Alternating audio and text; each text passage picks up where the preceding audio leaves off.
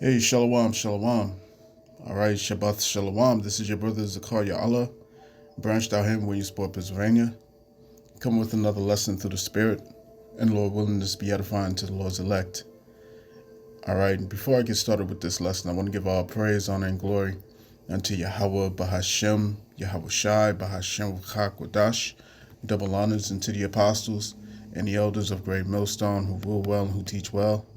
Shalom to the Akim out there that's pushing the truth, that's laboring in the word, and that's pushing the gospel of the great kingdom that's soon to come.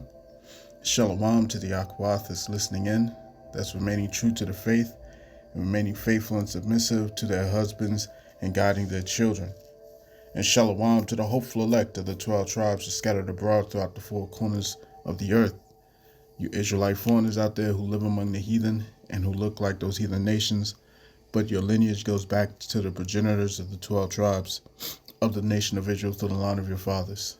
All right, I want to say peace and blessings to you all, Barakatham. And Salakia, you're going to have to bear with me today because I'm kind of under the weather. So, Lord willing, to be quick to the point, all right, and be edifying nonetheless. So, I just wanted to touch on a couple of articles here. All right, dealing with these particular illnesses and pestilences that we're seeing, you know what I'm saying, running rampant amongst the wildlife. All right, and I touched on this subject I think it was about a week ago, and yeah, so it's creeping back up in different, and amongst other creatures, right? So let me get this started in the book of Jeremiah chapter 28 and verse 8. It reads, "The prophets that have been before me and before thee of old prophesied both against many countries and against great kingdoms, of war and of evil and of pestilence." All right, pestilence is on the rise, man. Pestilences are running rampant, man. When you see these bizarre grotesque type of illnesses and pestilences that's taking place, you know what I'm saying? And you gotta be careful out here, man. It says images of rabbits in Colorado with horns and tentacles are making waves across social media, with many likening their strange look to that of Frankenstein's monster or an undead zombie. All right. It says somewhere deep within the untamed expanses of the northern Colorado wilderness, an ordinary animal is undergoing a frightful metamorphosis. By the light of the full moon, hard-pointed protrusions like devil horns sprout from behind the soft fur of its ears. Around its large eyes come black slithering masses that twist and writhe like Cthulhu's tentacles. Very poetic. Under its mouth extends two dark forked barbs, a veritable pair of outgrowths that resemble vampire fangs, suggesting it has truly become a monster. With the transformation complete, the creature emerges from the brush to reveal not a Lovecraftian horror beyond human comprehension, but a common cottontail rabbit. All right, and these this as disturbing as this looks, man. This is not the only one, man. You know what I'm saying? It's not the only one. You know what I'm saying? Look at that. That is just crazy. That is just crazy. And Salakia. Salakia for that. All right, so let's see. Let's go to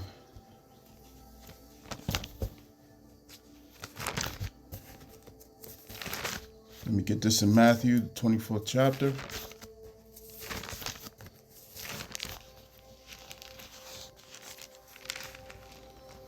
And let me get verse 7. All right. Matthew 24:7, it reads, "For nation shall rise against nation, and kingdom and kingdom against kingdom, and there shall be famines and pestilences and earthquakes in diverse places." All right. So we got this in rabbits. Check this out. All right. We also got this in squirrels. Squirrels, this is from endtimeheadlines.org. Squirrels covered in oozing pus, filled sores. Let me read that again. It says squirrels covered in oozing pus-filled sores spotted across America and Canada. A plague of terrorizing zombie squirrels has gripped backyards across America. Squirrels may look cute with their big bushy tails on a good day, but these ones have been seen covered with ghastly pus-filled tumors. These grotesque sores make the animals look like something out of a zombie apocalypse. All right, I don't even know what the hell. Look at that shit. I can't zoom in. Damn. Look at that. Look at that picture on the right. That shit's crazy. It says pictures show them absolutely coated in these unsightly growths around their heads and limbs. Homeowners in the US and Canada have spotted these disfigured rodents, leading to panic speculation as to what's wrong with them. Sightings of the diseased squirrels date as far back as 2023 in Maine. The Daily Mail has reported.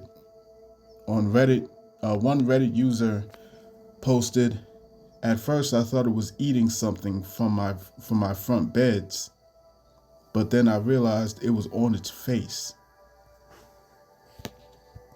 Yeah, man. Yeah, this is sad. Let's get another article. All right. It's from the same website. It says mutant deer with horrifying flesh bubbles spotted in multiple U.S. states as fear of an outbreak grips the nation. Deer across the U.S. have been spotted with tumor-like growths hanging off their bodies, joining rabbits and squirrels as animals showing signs of widespread disease. From the Northeast to the Pacific Northwest, pictures on social media continue to document cases of strange bubbles growing all over local deer from their faces to their legs. Over the last 2 months, people have photographed disformed deer in New York, Pennsylvania, and Wisconsin. All right. And I was outside a couple days ago, and I was looking at a bunch of deer. I didn't see any of these growths, but you know, clearly we can see that that prophecy is coming to pass. You know what I'm saying? The scriptures say that the animals shall change their course. All right. As a matter of fact, let me get that in Second Esdras.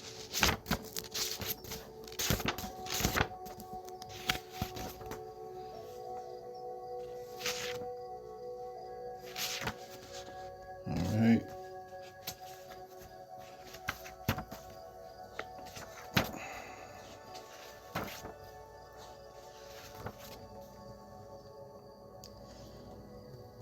Where is it?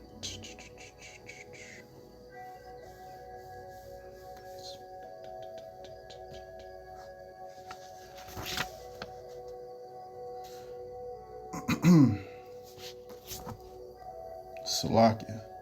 Trying to find this. So this is Second Esdras chapter 5. All right, Second Esdras chapter 5 and verse. Let's go to verse 7. It says, "And the Sodomitish sea shall cast out fish and make a noise in the night, which many have not known, but they shall all hear the voice thereof.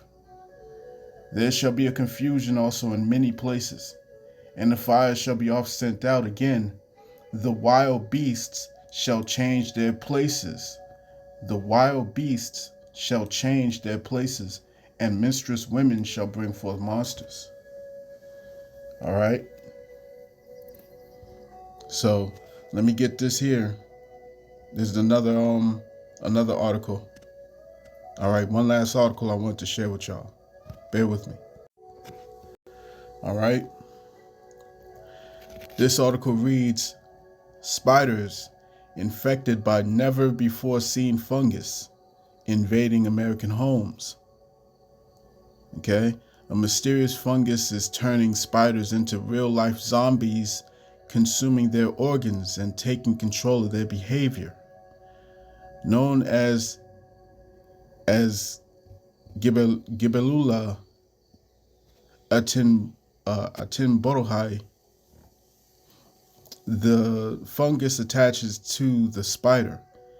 It invades its body and devours it from the inside out. It then manipulates the spider's brain chemistry, altering dopamine levels to force the insect out of its web and into the open, where it ultimately dies. Afterward, the fungus sprouts, fruiting bodies from the corpse, releasing spores to infect new spiders and continue its deadly cycle. Researchers said it's difficult to determine how long the zombie spiders survive, but some estimates suggested that they may live for up to 3 weeks. Americans have found the white encrusted corpses in their attics and crawl spaces. People in the UK have spotted them in gardens and caves, and residents in the Czech Republic have reported infected spiders in their basements. Scientists stress that this disease poses no threat to turning humans into zombies, like in the popular video game turned HBO series The Last of Us, where a fungus infects people and takes control of their minds and sparks a global apocalypse. All right. So, this is what we're here for, man. We, the prophets, are here to sound the alarm. All right. Nothing must get past us, man. You know what I'm saying? We as the body, we have to send out the warning. Okay, so this is Joel chapter 2, verse 1. It says, blow ye the trumpet in Zion, and sound an alarm in mine holy mountain. Let all the inhabitants of the land tremble, for the day of the Lord cometh, for it is nigh at hand. All right, this is a dark time that we entering into, man. Okay, and first let's say that a lot of this is by the hands of Esau, Edom. You know what I'm saying? It's definitely a nefarious move that he would be taking, because if we're going to control the food industry, and we're going to make prices of food, skyrocket, then hey, what better way to box these people in than to take away the wildlife, being the deer, the bison, okay, the elk, all types of things. You see? All types of things. As a matter of fact, let me get this real quick. All right, this article reads, wholesale veggie prices just spiked, shocking 38%, and could hit U.S. consumers soon. Okay, so like I said, the prices of all this food is about to go through the roof, man. It's about to go through the roof. And what's the normal or natural alternative to these things? People will go into hunting. People will go to getting or gathering food from the wildlife. Okay, they're going to resort back to what's what the natural solution would be. But what happens if all the creatures that you eat are infected? What happens if they're no longer edible? You see what I'm saying? All the food is tainted. So that causes a massive problem, and it further makes people more reliant upon these devils, man. You know what I'm saying? This isn't medical information, but it's something to consider. It's most definitely something to consider. Let's go to Romans.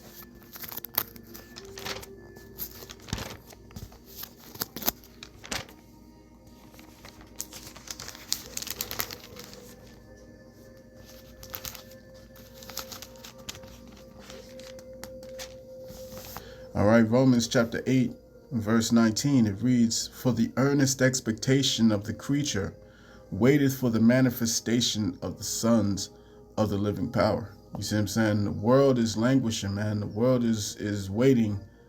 All the animals, the animals, the plant life, the wildlife, you know what I'm saying? And even these other nations, man, they're waiting for the manifestation of the sons of God to come back to return. You see what I'm saying? The Israelites, the natural rulers of the planet, have to come back into authority. You see? Because underneath this rulership, underneath Esau Edom's rulership, man, the world has gone to shit. The world has gone to shit, man. See what I'm saying? I'm going to end it off here in the book of Ecclesiasticus, or the book of Sirach, chapter 10 and verse 3. It says, "An unwise king destroyeth his people, but through the prudence of them which are in authority, the city shall be inhabited. The power of the earth is in the hand of the Lord Yahweh, and in due time he will set over it one that is profitable." You see, Esau Edom has not been profitable to this world and this governance. You see, the Lord is going to bring that rulership through the hands of his children, Israel. All right. So I'm gonna cut that there, man. I pray this lesson was edifying to the elect of the nation of Israel. All right, this has been your brother Zakaria Allah, branched out here in Williamsport, Pennsylvania. In closing, I want to give all praise, honor, and glory to Yahweh, Bahashem, Yahweh Shai, Bahashem Rakak Wadash. Double honors to the apostles and the elders of Great Millstone, who rule well and who teach well. Peace and blessings to the hopeful elect. Shalom.